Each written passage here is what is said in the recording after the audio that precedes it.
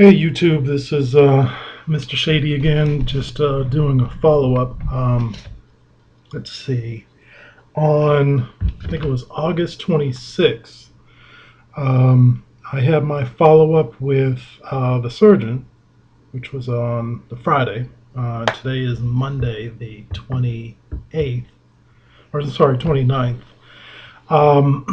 It was my 7 to 10 day follow-up after the surgery. My gastric sleeve gastrectomy was on August 18th.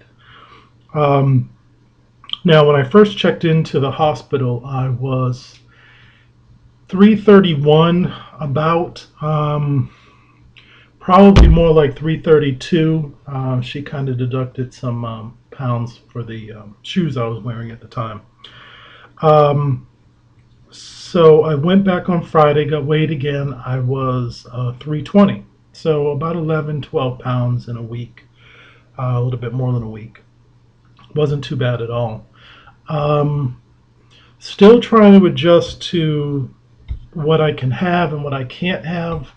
One thing that you will very much get used to is tomato soup and cream of mushroom soup or cream of chicken, those type of soups, and obviously your proteins. I appear to be doing pretty well with the water. I'm getting about maybe 80 ounces of water per day. I have little water bottles that are perfect size, and I can kind of measure those out. I do use the crystal lights, so those do really help a lot. Um, Still kind of out of work. I'll be out of work until the 6th of September, so I got about another week or so.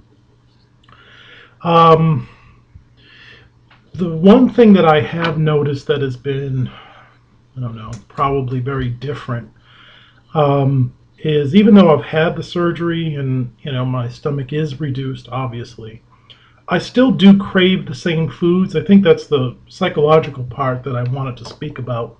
I still do crave those foods. I still do see, Italian food or pizza or anything for that matter, and still want that type of food, and still want it in high numbers or in high amounts, I should say.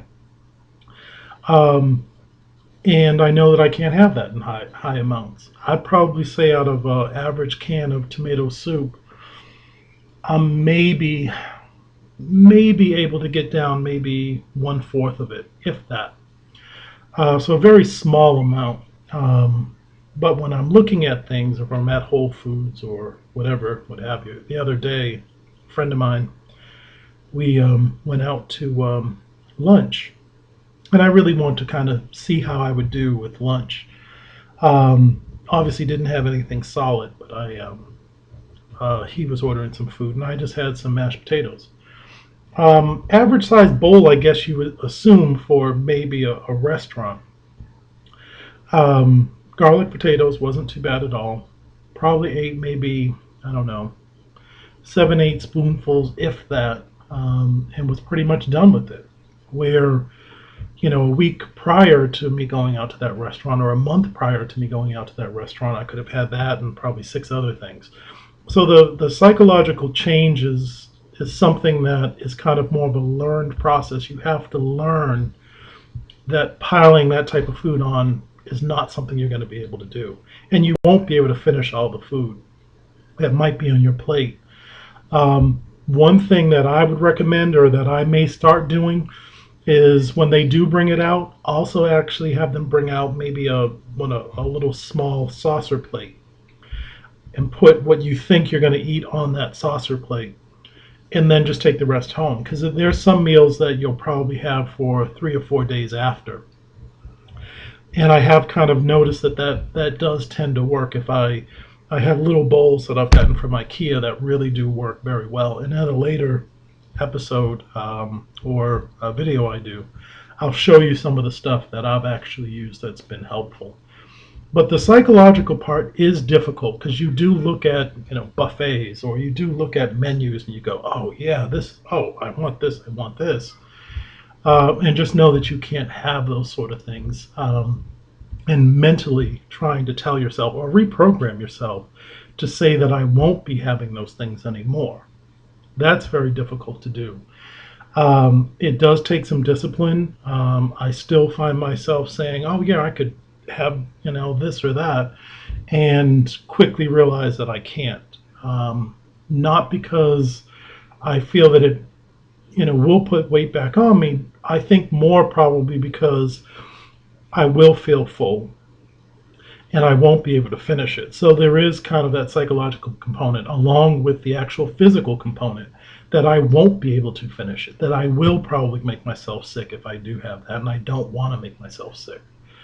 Um, my last bandage I actually took off today, steri strip that I had. I did take it off today. Still look good. Incisions still look good. There's no infections or anything like that, which is good.